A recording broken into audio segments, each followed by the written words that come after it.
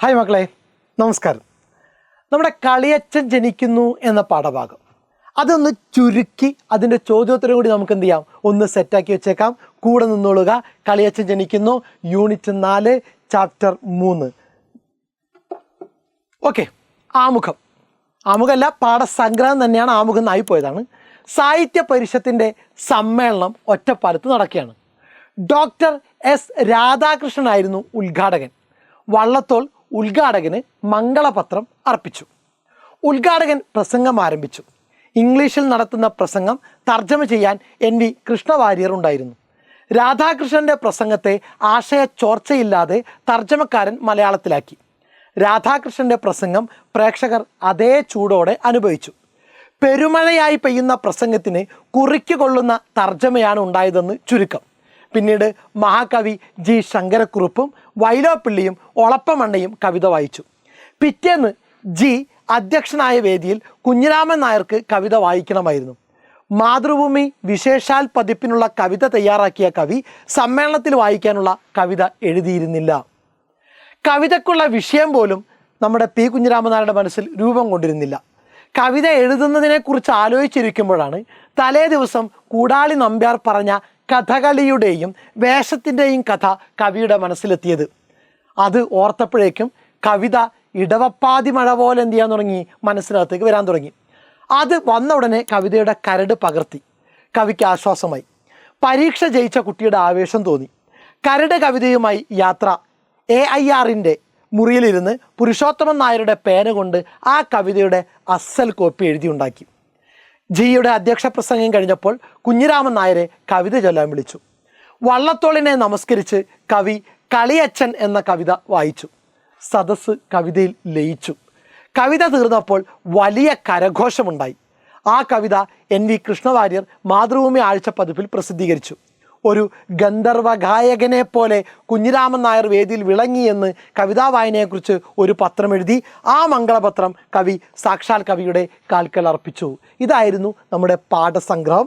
ഒന്നുകൂടി കേട്ടു നോക്കി സെറ്റാക്കുക. ചോദ്യോത്തരത്തിലേക്ക് വരാം. ഉള്ളം കയ്യിൽ സമുദ്രമെടുത്ത് ആചമിച്ച അഗസ്ത്യനായി വാര്യർ ആ മഹാസദസ്സിൻ്റെ വേദിയിൽ ജ്വലിച്ചു. NV കൃഷ്ണവാര്യർ. NVയെക്കുറിച്ചുള്ള കൽപ്പനയുടെ ഔചിത്യം എന്താണ്? സമുദ്രത്തെ കൈക്കുമ്പിളിൽ ഒതുക്കാൻ കഴിയില്ല. ദേവാസുര യുദ്ധവേളയിൽ തൻ്റെ ഉൾഭാഗത്ത് അസുരന്മാർക്ക് ഒളിച്ചിരിക്കാൻ സൗകര്യം നൽകിയ സമുദ്രത്തോട് കുപിതനായി തീർന്ന അഗസ്ത്യൻ സമുദ്രജലം മുഴുവൻ കൈക്കുള്ളിൽ ഒതുക്കി കുടിച്ചു കളഞ്ഞു എന്നാണ് ഐതിഹ്യം. ഡോക്ടർ എസ് രാധാകൃഷ്ണൻ എന്ന പ്രതിഭയുടെ വാക്കുകളെ NV കൃഷ്ണവാര്യർ വിവർത്തനം ചെയ്ത് അവതരിപ്പിച്ചതിനെ ഉള്ളം കൈയിൽ സമുദ്രത്തെ എടുത്ത അഗസ്ത്യനോട് P. കുഞ്ഞിരാമൻ നായരെ താരതമ്യം ചെയ്യുന്നു. NV കൃഷ്ണവാര്യരുടെ തർജ്ജമ സമഗ്രവും സൂക്ഷ്മവുമായിരുന്നുവെന്ന് ഈ വാക്യം സൂചിപ്പിക്കുന്നു. അതായത് P. രാധാകൃഷ്ണൻ പ്രസംഗിച്ച പ്രസംഗത്തെ ആളുകൾക്ക് മനസ്സിലാകുന്ന രൂപത്തിലേക്ക് കൃത്യമായിട്ട് അവതരിപ്പിച്ചു? NV കൃഷ്ണവാര്യർ അവതരിപ്പിച്ചു എന്ന് ചുരുക്കം. ഭാരതപ്പുഴ വറ്റാത്ത കവിത. ഭാരതപ്പുഴയെ വറ്റാത്ത കവിത എന്ന് വിശേഷിപ്പിച്ചത് എന്തുകൊണ്ടാവാം? P. കുഞ്ഞിരാമൻ നായർ ഉൾപ്പെടെയുള്ള നിരവധി സാഹിത്യകാരന്മാരെ പ്രലോഭിപ്പിക്കുകയും സാഹിത്യ സൃഷ്ടിക്ക് പ്രചോദനം നൽകുകയും ചെയ്ത ഇടമാണ് നിള അല്ലെങ്കിൽ ഭാരതപ്പുഴ.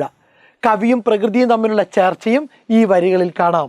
P. കുഞ്ഞിരാമൻ നായർ ഉൾപ്പെടെയുള്ള നിരവധി സാഹിത്യകാരന്മാരെ പ്രലോഭിപ്പിക്കുകയും സാഹിത്യ സൃഷ്ടിക്ക് പ്രചോദനം നൽകുകയും ചെയ്ത ഇടമാണ് നിള അല്ലെങ്കിൽ ഭാരതപ്പുഴ. കവിയും പ്രകൃതിയും തമ്മിലുള്ള ചർച്ചയും ഈ വരികളിൽ കാണാം. മെഴുകുതിരി 3 എന്നെ രക്ഷിക്കാൻ ആത്മാഹുതി ചെയ്തു. 4ാമത്തെ മെഴുകുതിരി മരിക്കും മുമ്പ് കരട് പകർത്തി. പ്രയോഗഭംഗി വിവരിക്കുക. മെഴുകുതിരി കത്തിച്ചു വെച്ചാണ് കവി കവിത എഴുതിയത്. തനിക്ക് കവിത എഴുതാനായി കത്തിയെരിഞ്ഞ മെഴുകുതിരിയെ മെഴുകുതിരിയുടെ ആത്മഹത്യയായി കൽപ്പിച്ചിരിക്കുന്നു. മെഴുകുതിരിയുടെ ആത്മഹത്യ എന്ന പ്രയോഗം കത്തിത്തീർന്ന മെഴുകുതിരിയെ സൂചിപ്പിക്കുന്നു. മെഴുകുതിരിയുടെ ആത്മാവാകുന്ന വെളിച്ചം അസ്തമിച്ചതിനെ മെഴുകുതിരിയുടെ മരണമായി ചിത്രീകരിച്ചിരിക്കുന്നു. കവിത എഴുത്തിൻ്റെ പശ്ചാത്തലവും ആ സാഹചര്യത്തിൽ കവി അനുഭവിച്ച മാനസിക സംഘർഷവും ഈ വരികളിൽ കാണാം.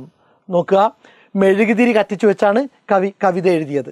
തനിക്ക് കവിത എഴുതാനായി കത്തിയെരിഞ്ഞ മെഴുകുതിരിയെ മെഴുകുതിരിയുടെ ആത്മഹത്യയായിട്ടാണ് കൽപ്പിച്ചിരിക്കുന്നത്.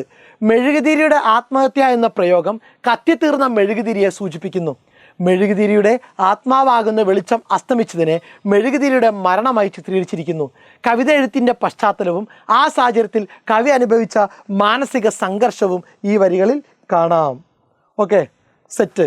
ദെൻ നെക്സ്റ്റ്, ഇല്ല, ഇത്രയും ചോദ്യങ്ങളാണ് പ്രധാനപ്പെട്ട ചോദ്യങ്ങൾ. അതെന്ത് ചെയ്യാതി മനസ്സിനകത്ത് ഓർത്ത് വെച്ചാൽ മതി. Okay, thank you.